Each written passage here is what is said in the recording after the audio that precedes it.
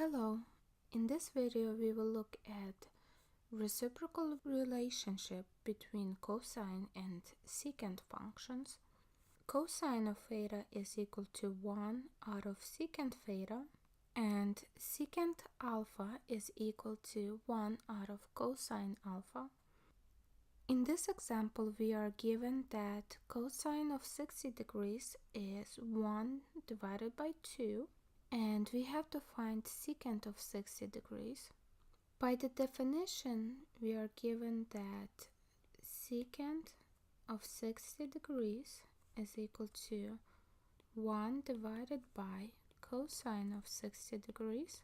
So it will be equal to 1 divided by cosine of 60 degrees is 1/2. So 1 divided by 1/2 is secant of 60 degrees. In order to simplify this, we need to keep the first item, so 1 stays as is. We change division into multiplication and flip the second fraction, so we get 2 divided by 1. So we get secant of 60 degrees is equal to 1 times 2 divided by 1 is equal to 2. Or since we knew what cosine of 60 was, we could have just taken a half and flipped it to get 2 out of 1, which would also give us 2 as the value of secant of 60 degrees. In this problem, we are given that secant of theta is equal to negative 13 divided by 7, and we have to find cosine of theta is equal to 1 divided by secant of theta. So it will be equal to 1 divided by negative 13 out of 7.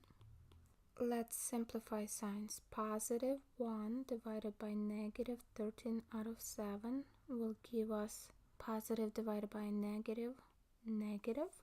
Now we can perform division. We have 1.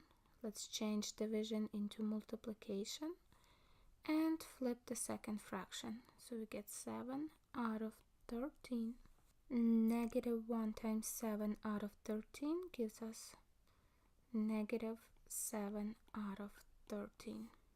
So cosine of theta is equal to negative 7 out of 13. If you know secant of theta, you could have just flipped this fraction. Just remember, you do not change the sign.